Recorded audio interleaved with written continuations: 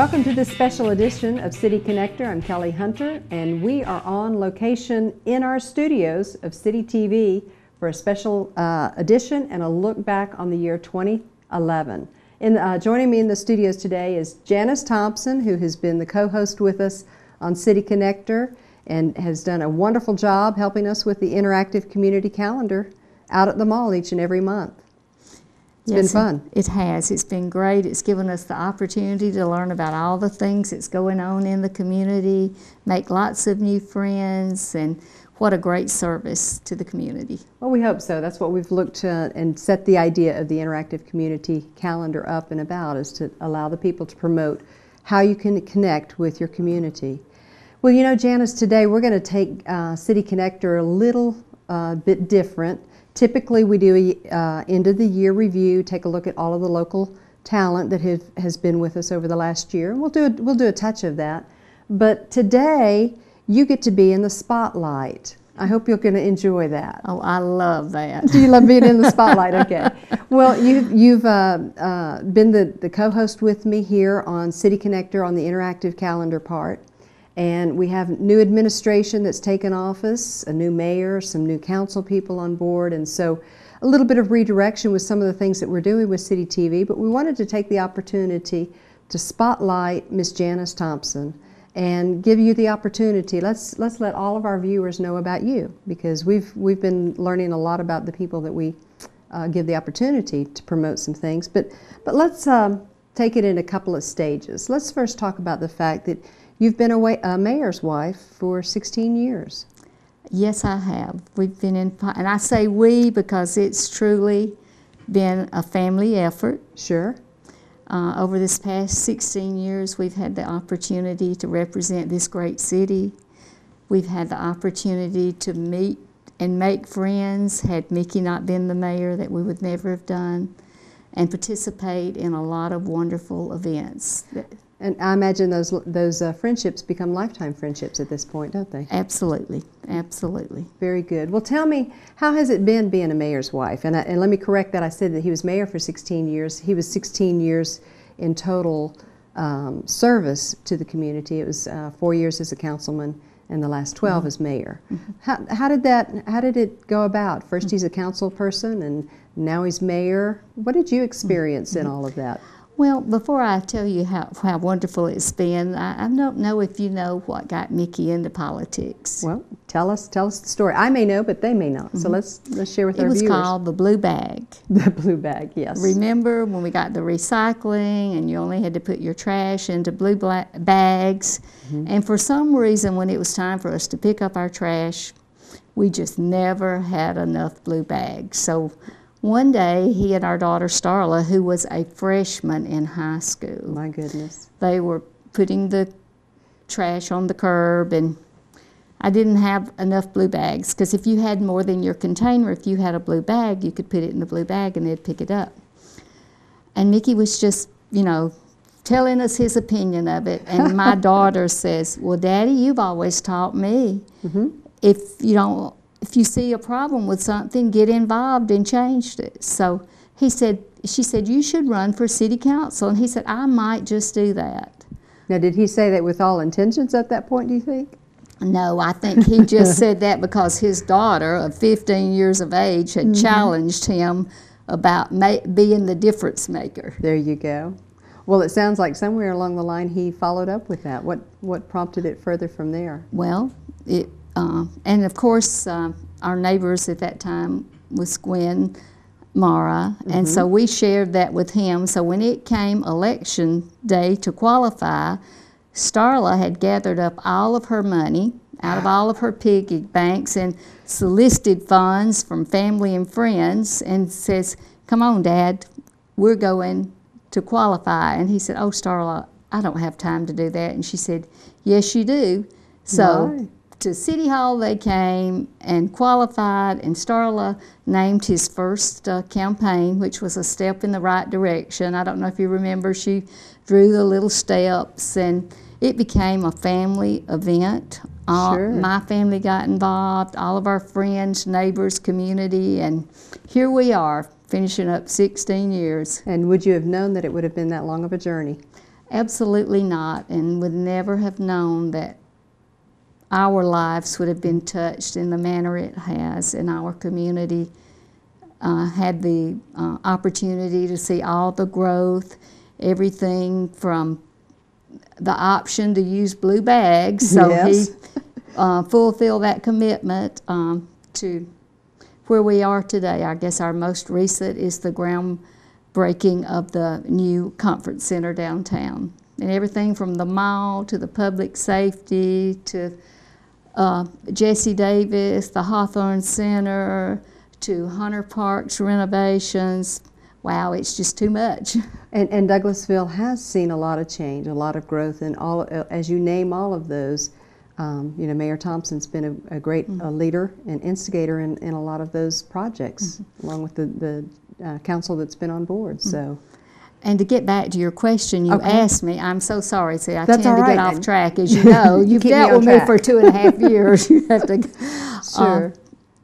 The first 4 years as city councilman and the first 4 years of him being the mayor, he worked full-time at the U.S. Attorney's Office downtown Atlanta on Spring Street. So at the end of his first 4 years as mayor, or toward the end, do I go again, do I not? And we came to this conclusion together that if you're going to run for mayor again and do the job that you need to do, because at that time our city was moving so fast and so rapid and all the growth, Right. I think it was somewhere during that time or shortly thereafter that the city was named, the fastest growing city in Georgia and maybe in the top 3 or 5 in the United States. Right, But somewhere we along were in there. moving rapidly, that for him to do the job that the people that elected him to do and to be the best he could be is that he needed to retire from the U.S. Attorney's Office. So at the end of his second year, he retired and became the full-time mayor, even though it's still a part-time job. I tease people and say he spends 50, 60 hours a week at the mayor. In the city hall in the mayor's position. And it's almost a standard procedure that we go to church after lunch. He'll say, as early as this past Sunday, you know, I need to run to my office. I need to do a few There's things. a few things to take care of. And he actually comes in at bedtime. But that's okay. He has loved what he's done. And, you know, I'm biased, but I think he's done an awesome job. And I think our city is a better city today because of Mickey. I think I agree, and I think several of our viewers out there, many of them, would have those same words to say. He's done a great job. Now, when I was interviewing him, and we aired this show last month, I asked him, I said, now behind every great man is a great woman. And he had some very nice, kind things to say, and agreed that yes. And so I know that as we take a break here, and we'll come back and talk about that great woman that has been behind Mayor Mickey Thompson, which is Janice Thompson yourself. So I tell you what, let's take a break, and what we want to do is reflect on some of the music that we've had over the last 6 months or so here on City Connector. And the first one that I've chosen for us to take a look at has a great connection with you. It's going to be Robert and Sam Turner. Tell us about, or tell our listening audience again, who they are and what connection there is. Well, you know, that's my Uncle Robert. He is one of my mom's 13 siblings. There's actually 14 children in her family, 7 girls and 7 boys. And out of the 14 children, I would say 9 of them play a musical instrument. As a matter of fact, they have their own band and get together and play and just So great family things. reunions are fun, Absolutely. filled with music.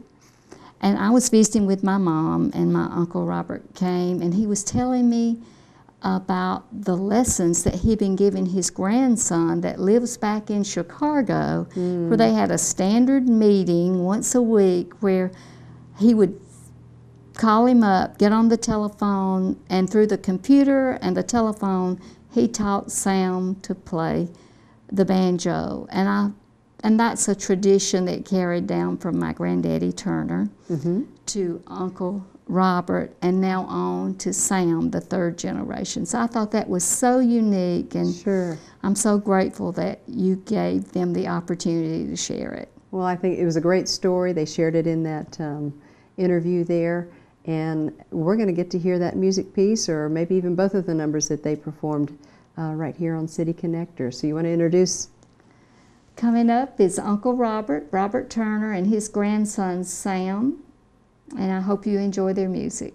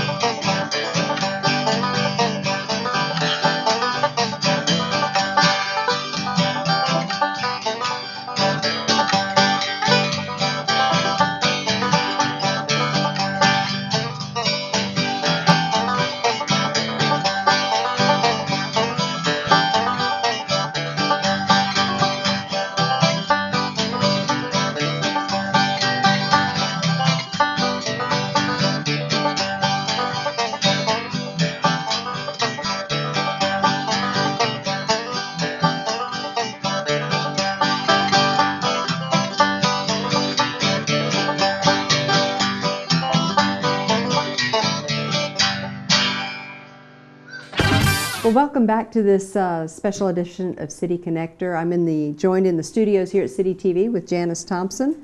Been our co-host here of City Connector's interactive community calendar for, can you believe it, Janice, 2.5 years. I cannot. Time has flown. It's almost like I can't recall that first one. It has become so second nature for us, hasn't it? And so much fun, and all the great talent that we have in our community, and the wonderful projects going on. It just amazes me every month when there's something new. Something new, lots of new events to be involved with, ways to connect with our community and with different volunteer opportunities that exist. And then the format of the program, like you said, offers local talent to be able to kind of showcase their music genre, and as well as it gives us the opportunity to bring in guests and tell and talk about different information that takes place here in our community as well. So we saw that evolve. We had Monk and Kellie as our hosts the first part of the year. They took a job out of state and took a change long about summerish time, July I believe it was, and Jeff Knowles and Marcia Hampton have co-hosted or hosted the program for us since then. So done a great job. We relocated up to the mall food court area and given people the opportunity to join us for lunch and find out what's going on. Let's talk about Janice Thompson. I said at the beginning of the program we were going to spotlight you and talk about some of the things that you've done here in the community. It may not probably be the easiest thing to talk about yourself, but let's recall some of the things that you have put into the community. We talked about the fact you're has been the mayor's wife, and political background that's involved a lot of your time, I'm sure. But one of the things that we reached back into and took a look at was that you have been the Citizen of the Year 2 different times. That's quite a big accomplishment. What years were those? In 1987, I was honored by being the very first female Citizen of the Year. Had not a clue, would never have dreamed something like that would be bestowed upon me. Sure. The Chamber of Commerce, you know, they have a warm, fuzzy place in my heart because I've been involved with the Chamber of Commerce since 1984. Really active for many, many years. Mm-hmm. And so to get that honor was just awesome. They, you know, I have 5 brothers and sisters and my mom and dad, and they reached out to my family and told them, they all knew about, everybody but you knew every then, huh? person knew but me that I was going to get the award, and they brought them, you know, invited them to come in to Atlanta, kept them hid. Did a great job of keeping it from you, didn't all they? Evening. Sure. And then very seldom am I speechless, but when I was awarded Citizen of the Year and they asked me to come to the podium, I look out and there's all my family, and I could not even say a word. Yeah. Touched you deeply, didn't it? Absolutely. Well, that was great. And like you said, you know, to have that honor once, but now You had it a second time. Was that the year 2000, if I'm correct? Yes, it was. Good. So that says a lot about the fact that your community has recognized your efforts and involvement and support. That's a big honor. A huge honor. Okay, and those were both with the Chamber of Commerce, but you've also joined yourself with other organizations and other things throughout the area here. You're on the Rotary Club. Tell us about some of your experiences there. Well, if you don't mind, I'm going to step back and take just a minute to tell you.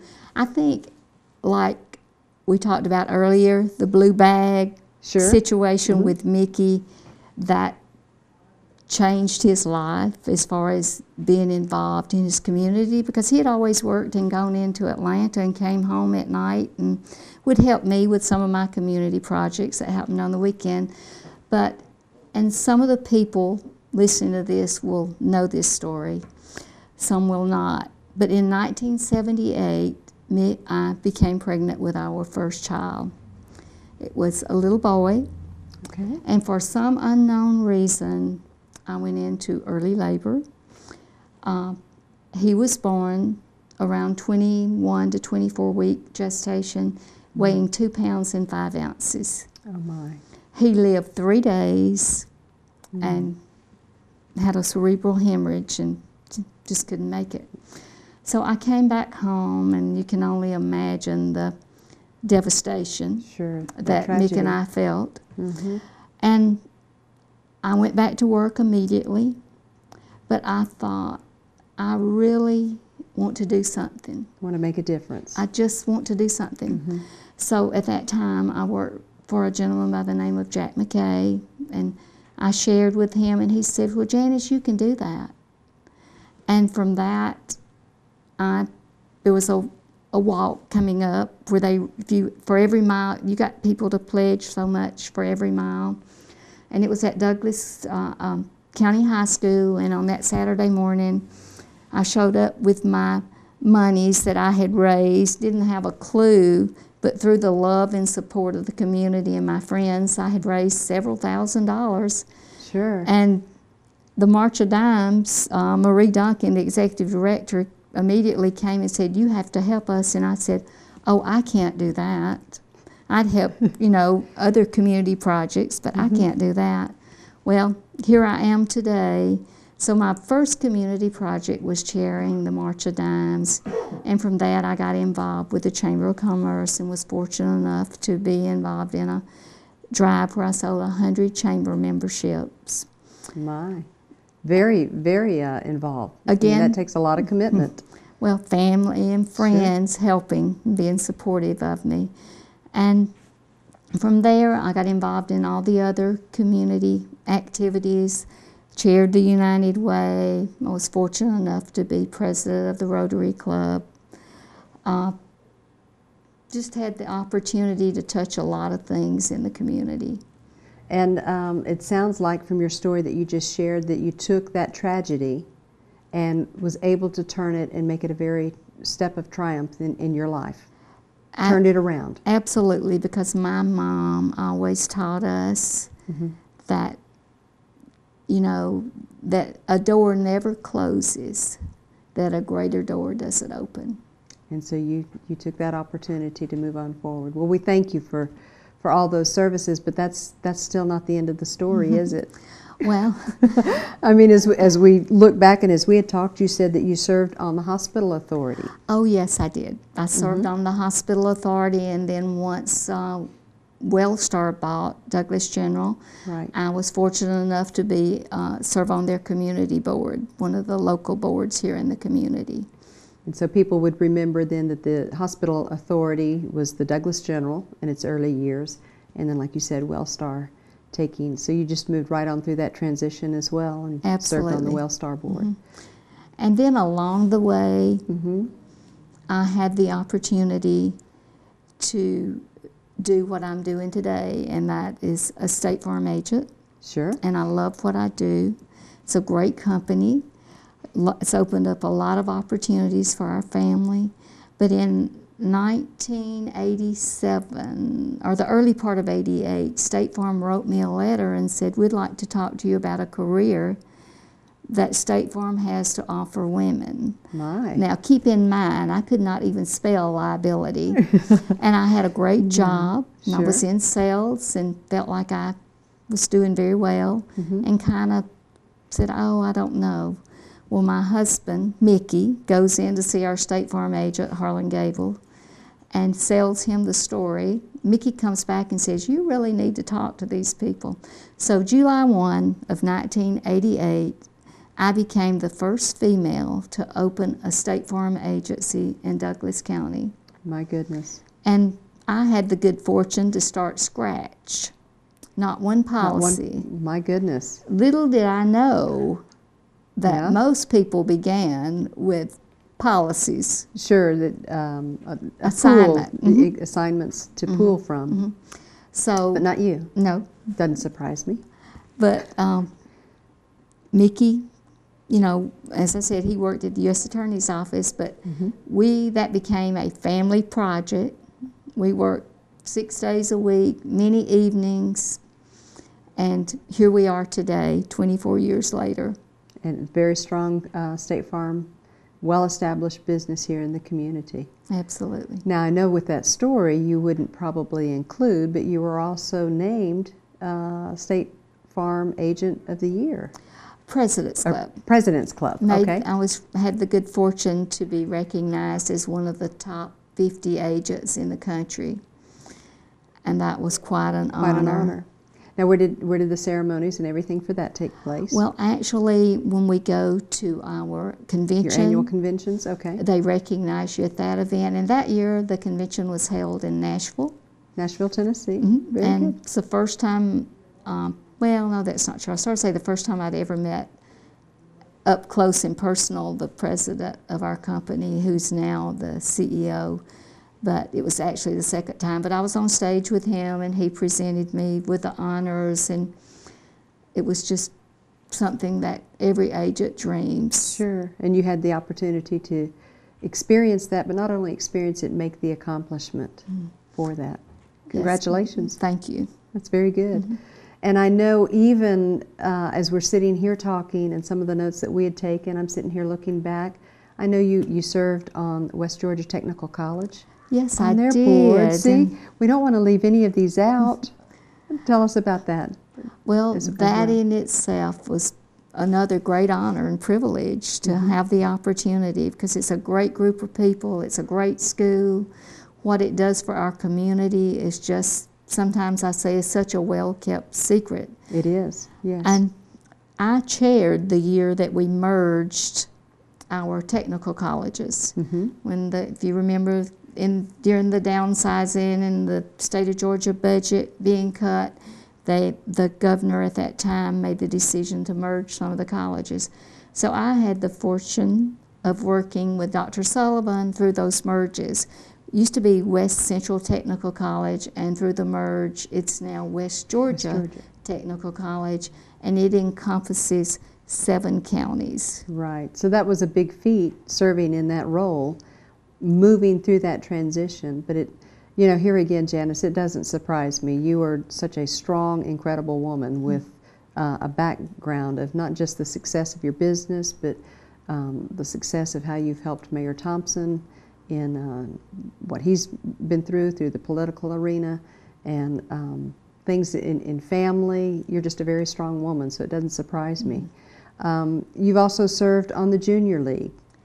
Tell us about that. And I know that there's a special project you guys just finished up a year or so ago, too, the closet. Oh, yes. You know, I don't know how much you... we began as a service league here in Douglasville, and then changed to Junior League. It's customary when you reached a certain age, and I'll not say what, that you became a sustainer. So I decided to become a sustainer. And with that, you get to work on projects that you just want to work on. And so you're right. Last year, I had the opportunity to work in what we call the closet, but what we actually did as we went out to, I'll always call it Inner Harbor, and I know that's not the correct name. Youth Villages, I believe. Youth Villages, I'm so is the sorry. name now. And we called it a closet, but what we actually, I was able to participate, I didn't chair the project, I was just a worker bee, is to convert a whole, it was like a bathhouse, had like 6 showers and a dressing room, into a closet, because many times those children come there and they only have the clothes that's on their back. They're in a transitional time, right? When they're, coming to be a patient or to reside there. So Junior League took on the project to actually get enough clothes donated through our community that regardless as to what the age or what the need, that there would be something in that closet for that person. So I was involved with actually cleaning and scrubbing and doing that hard labor work part of it, isn't it? Yeah, and that's what I'm best at. Just give me a project, and I can do the labor. I need all those other great people like you to surround me to pull it all together. But I was fortunate enough to work with a group of dedicated women, and at the end of the day, the project was complete and mission accomplished, that if someone came there and was in need, that they could have a nice change of clothes or a change of wardrobe. Sure, and that's a big thing for the children coming through of all ages during that transition in their time of life. Janice, you've been a busy woman. Would you say so? Well, I have. I've had the opportunity to be involved in a lot, and I'm so thankful. Well, and the opportunity is there, but it takes the person with the heart, and you must have a really big heart, and I see that, not just in what we've discussed, but because of our personal friendship over the years as well.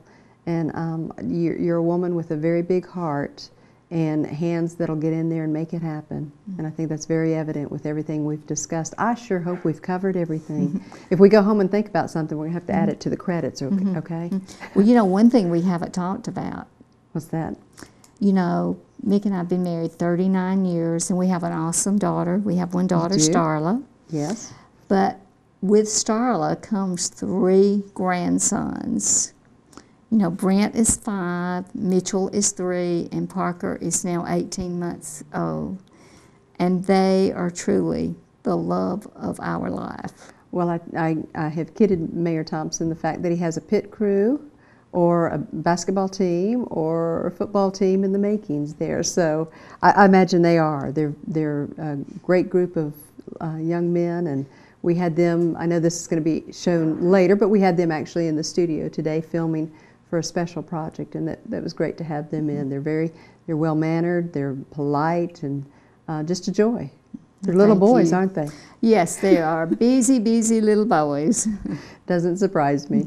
So, well, Janice, it's been great talking with you today and getting, hopefully, our viewers a greater insight to who the woman Janice Thompson is in our community. And I know that you and Mayor Thompson have doors ahead of you, that maybe you know which ones you're going to open, so to speak.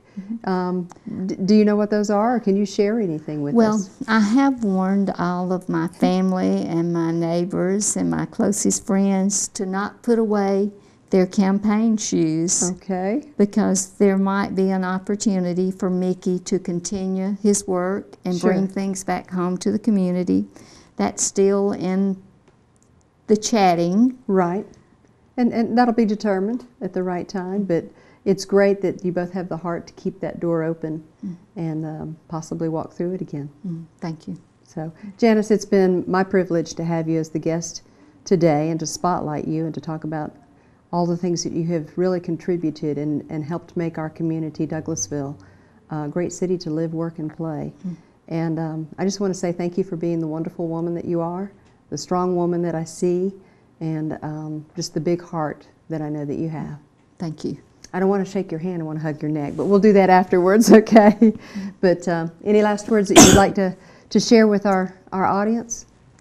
Just thank you for this wonderful opportunity. This is probably the most fun opportunity that I've had in a long time. All right. It's given me the opportunity to give something back, and Well, we appreciate that. How about, would you like to tell them again that they can join us on the interactive community calendar? If you'd like to be a participant in the community calendar, please, you can come to the Arbor Place Mall, the food court, and it'll be the last Tuesday of each month. If you'll be here around 11:30, we'd love to have you on as a guest, or just come be a part of our audience. They'll have a wonderful time, won't they? Yes, they will. All right. Well, Janice, it has been great. We're going to close out with some more music that we had as local talent over the last year. We're going to kick off with George Britt. Do you remember George Britt that we had? Oh, I do. As a matter of fact, I'm a recipient of one of his CDs, and I keep it in my car and listen to it quite frequently. So you enjoy country music? Yes, I do. It takes me back to the roots of my family. There you go. Well, we're going to enjoy some George Britt and a few other numbers from our 2011 local talent. And we just thank you for joining us on City Connector. Thank you, Janice, for being with us. And join us again next month.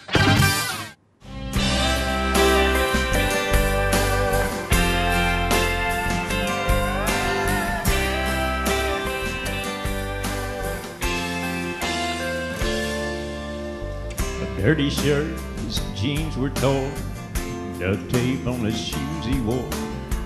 A shopping cart from a store downtown, half filled up with cans he found. Some would say he's worthless, that he ain't got an ounce of pride. But I saw him through different eyes. People judge a stranger by his ragged clothes. Somehow they don't see the man inside. You wouldn't know to see me now, but it wasn't that long ago. I was poor white trash, trying to make a little cash, finding cans on the side of the road.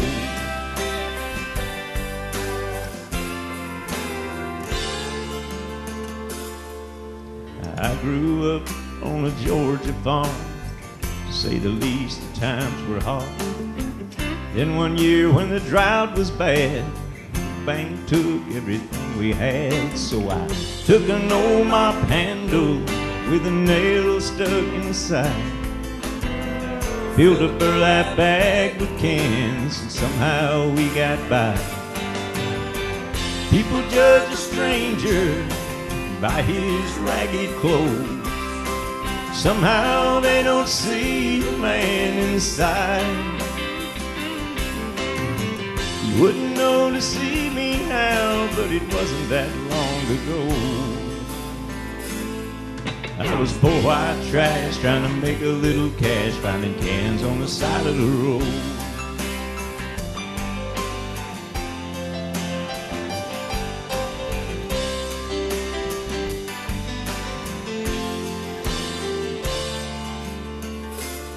So I walked up to that ragged man, I put a 20 in his hand. With a humble voice he spoke, said, "Mister, may God bless your soul. I know that he might spend it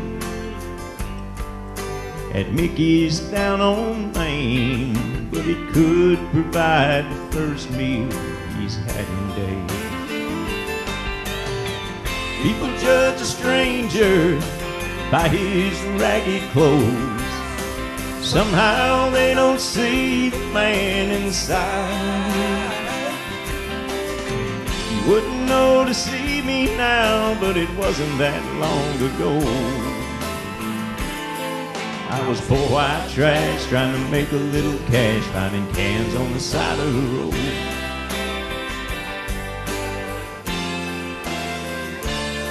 Yeah, I was poor white trash, trying to make a little cash, finding cans on the side of the road.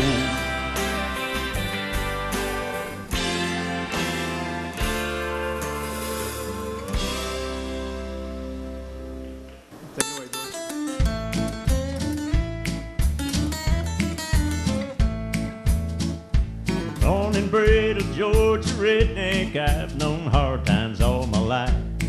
Daddy had me dumpster diving by the time that I was 5.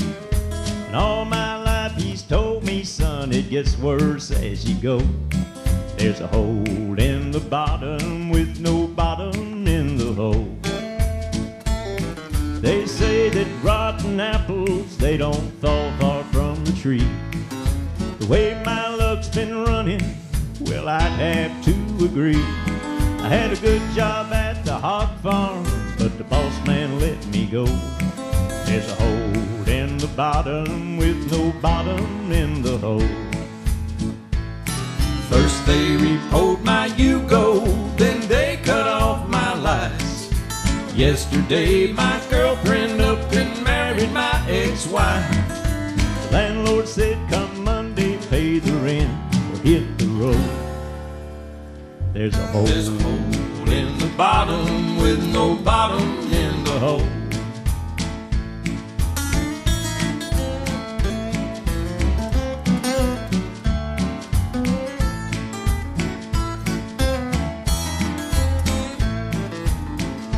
So I brewed a batch of whiskey up and tried to make a sale to a plainclothes undercover cop who hauled me off to jail.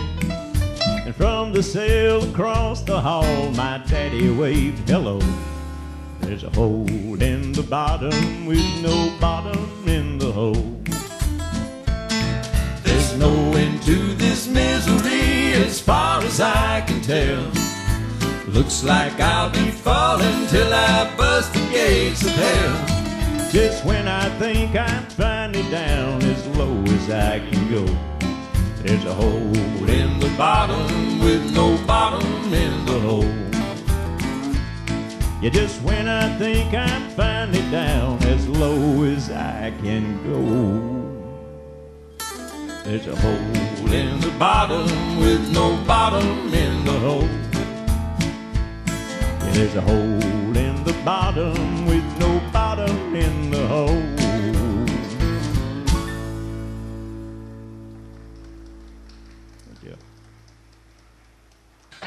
Is there anybody going to listen to my story? All about the girl who came to stay. She's the kind of girl you want so much it makes you sorry. Still you don't regret a single day. Oh girl, girl, girl, girl. When I think of all the times I've tried so hard to leave her, she would turn to me and start to cry. And she promises the earth to me, and I believed her. After all this time, I don't know why. Oh girl, girl, girl, girl. She's the kind of girl who puts you down when friends out there you feel a fool. When you say she's looking good, she acts as if it's honest that she's cool.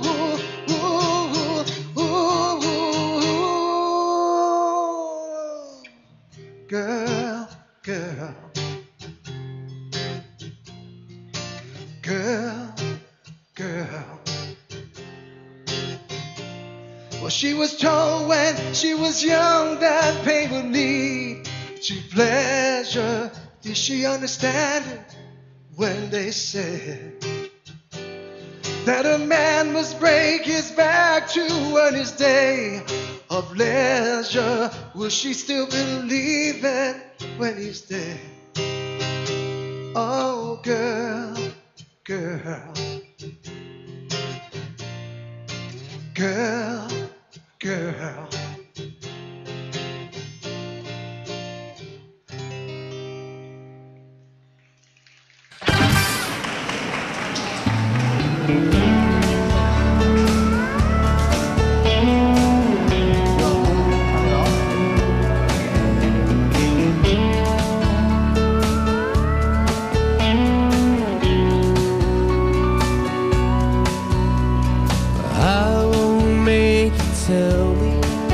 But what I've come to understand, you're a certain kind of woman, I'm a different kind of man. I've tried to make you love me, you've tried to find a spark of the flame that burned, but somehow turned to smoke rings in the dark.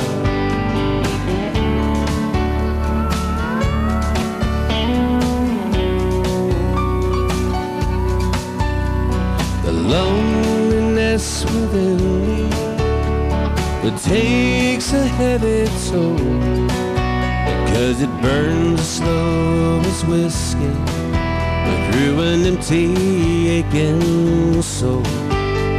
The night is like a dagger, long and cold and sharp, as I sit here on the front steps, blowing smoke rings in the dark. And I know I must speak up, 'cause love's already gone, and all I'm taking with me are the pieces of my heart, and all I'll leave is smoke rings in the dark.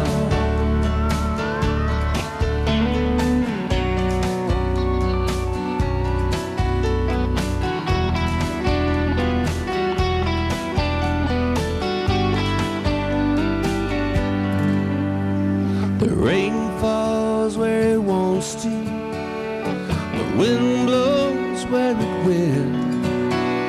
Everything on earth goes somewhere, but I swear we're standing still. So I'm not gonna wake you, I'll go easy on your heart. I'll just touch your face and drift away like smoke rings in the dark.